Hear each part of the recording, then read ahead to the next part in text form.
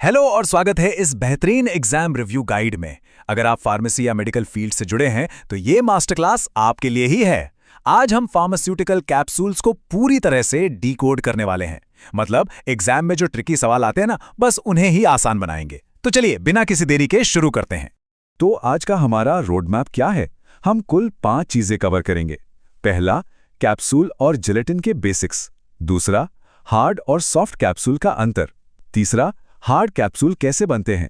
चौथा, soft capsule का production. और आखिर में क्वालिटी कंट्रोल और स्टोरेज।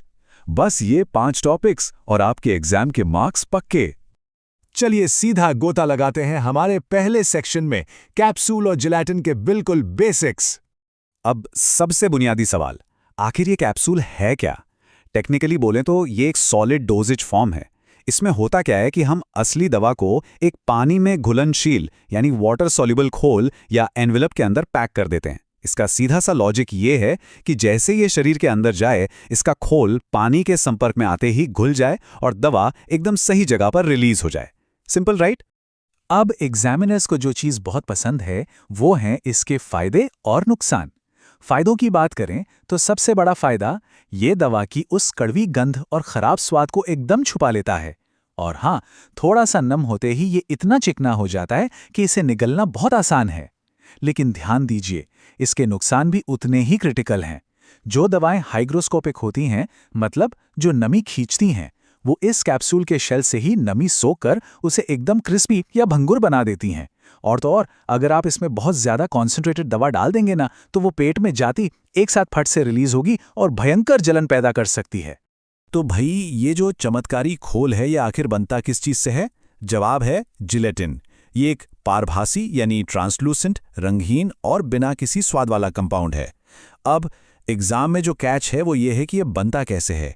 ये जानवरों के हाइड्रोलाइज्ड कोलेजन से निकाला जाता है, ज्यादातर गाय या सुअर की हड्डियों और त्वचा से। अब क्योंकि इसका सोर्स जानवरों से है तो जाहिर है कुछ लोगों के डाइटरी प्रेफरेंस पर इसका असर पड़ सकता है। इसे आप कुछ वैसे समझ सकते हैं जैसे हमारी कुछ खास मिठाइयों पर लगी वो चांदी की वर्क होती है, जिसे लेकर अक्सर लोगों की अलग अलग पसंद होती है।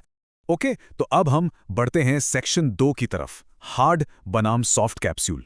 और सुनिए, ये इस पूरी मास्टर क्लास का सबसे हाई वेटेज टॉपिक है। ये जो मैट्रिक्स है ना, इसे तो एकदम दिमाग में छाप लीजिए। ये लगभग हर टेस्ट का पक्का सवाल है। देखिए, हार्ड कैप्सूल हमेशा 2 हिस्सों में आते हैं, एक बॉडी और एक कैप।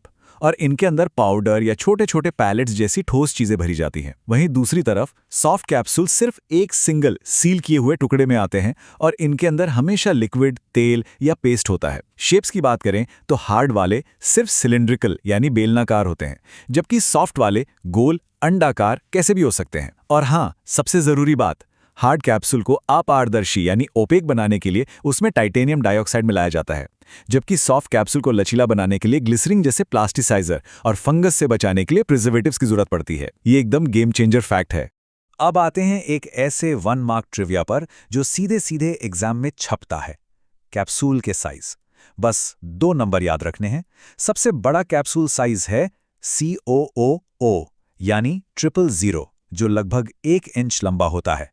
और सबसे छोटा वो है साइज 5। जी हाँ, उल्टा चलता है, 000 सबसे बड़ा और 5 सबसे छोटा। इसे बस रट लीजिए। चलिए, अब हम एक मैन्युफैक्चरिंग प्लांट के अंदर चलते हैं। सेक्शन 3, हार्ड जिलेटिन कैप्सूल्स आखिर बनते कैसे हैं? इस खाली हार्ड शेल को बनाने की जो क्रोनोलॉजिकल चेकलिस्ट है वो काफी दिलचस्प है। Step 1, dipping. इसमें स्टेनलेस स्टील के ढेर सारे पिन लिए जाते हैं और उन्हें 500 डिग्री सेल्सियस गर्म जेलेटिन में डुबोया जाता है। Step 2, spinning. बाहर निकालते ही ये पिन लगातार घूमने लगते हैं ताकि जेलेटिन एकदम बराबर से फैल जाए। Step 3, drawing. ठंडी हवा के झोंकों और भट्ठियों से इनकी सारी नमी उड़ा दी जाती है। फिर स्टेप 4, स्ट्रिपिंग और ट्रिमिंग। सूखने के बाद शेल को पिन से खींचकर निकाला जाता है और एकदम परफेक्शन के साथ काटा जाता है। और अंत में स्टेप 5, जॉइनिंग, जहां कैप और बॉडी को आपस में जोड़ दिया जाता है। तो शेल तो बन गए, अब बारी है इन्हें भरने की। अगर हम एक साधारण हाथ से चलने वाली यानी हैंड ऑपरेटेड मशीन की बात करें तो वो कैसे काम करती है? सबसे पहले एक लोडिंग ट्रे की मदद से कैप्सूल की कैप और बॉडी को अलग अलग किया जाता है। फिर बॉडी वाले हिस्से के ऊपर एक पाउडर ट्रे रखी जाती है। उसमें पाउडर डालकर एक स्क्रैपर से उसे एकदम समतल कर दिया जाता है, मतलब एकदम परफेक्ट लेवलिंग। और आखिर में एक लीवर मैकेनिज्म का इस्तेमाल करके सभी कैप्स को वापस बॉडी पर रखकर कस के लॉक कर दिया जाता है। अब अगर आपके दिमाग में सवाल है कि इस मशीन से कितना काम हो सकता है, तो सुनिए। एक नॉर्मल हैंड ऑपरेटेड मशीन से 1 घंटे में लगभग 5000 कैप्सूल भरे जा सकते हैं। जी हां, 5000। और अगर कोई 300 होल वाली ऑटोमेटेड मशीन इस्तेमाल कर रहा है तो ये आंकड़ा सीधा 7500 तक पहुंच जाता है। काफी शानदार है ना? चलिए अब गियर शिफ्ट करते हैं। सेक्शन 4, सॉफ्ट जिलेटिन कैप्सूल का प्रोडक्शन। ये प्रोसेस हार्ड कैप्सूल से बिल्कुल अलग है। सॉफ्ट कैप्सूल बनाने के लिए हम जिस मशीन का इस्तेमाल करते हैं उसे रोटरी डाई प्रोसेस कहते हैं। इसे इमेजिन करने के लिए आप एक गुजिया या डंपलिंग मेकर के बारे में सोचिए। बिल्कुल उसी तर्ज पर इसमें जिलेटिन की 2 लगातार चलने वाली रिबन या पट्टियां होती हैं जो आमने सामने घूमते हुए सांचों के बीच आकर एक साथ मिलती हैं। और ये प्रोसेस कितनी ब्रिलियंट है, ये देखिए। इस चेकलिस्ट में सब कुछ एक साथ होता है। सबसे पहले कूलिंग ड्रम से जिलेटिन की 2 रिबन बनकर निकलती हैं। फिर ये रिबन विपरीत दिशा में घूमने वाले सांचों यानी डाइज में जाती हैं। ठीक उसी फ्रैक्शन ऑफ सेकंड में मशीन एकदम सटीक मात्रा में उन दोनों रिबन्स के बीच लिक्विड दवा को पंप कर देती है और फिर वहां मौजूद गर्मी और दबाव की वजह से वो कैप्सूल तुरंत सील भी हो जाता है और कट के बाहर भी आ जाता है। हार्ड कैप्सूल की तरह यहां शेल बनाना और भरना 2 अलग काम नहीं है, सब कुछ बस एक ही झटके में हो जाता है। और अब हम आ गए हैं अपने आखिरी सेक्शन पर, सेक्शन 5, क्वालिटी कंट्रोल और स्टोरेज। क्योंकि बिना टेस्टिंग के तो कोई भी दवा मार्केट में नहीं आ सकती। फार्मास्यूटिकल इंडस्ट्री में क्वालिटी को लेकर 0 टॉलरेंस है। तो अब एक बड़ा सवाल पैदा होता है, अगर कोई कैप्सूल पूरी तरह से सील हो चुका है तो उसके अंदर किसी अदृश्य या छुपे हुए लीक का पता कैसे लगाया जाए? मतलब बाहर से तो वो एकदम परफेक्ट दिख रहा है। इसी के लिए आता है हमारा वैक्यूम डेसिकेटर लीक टेस्ट। ये बहुत ही स्मार्ट तरीका है। इसमें कैप्सूल्स को एक वैक्यूम चेंबर में रखा जाता है और साथ में मिथाइल ब्लू नाम की एक डाई का इस्तेमाल किया जाता है।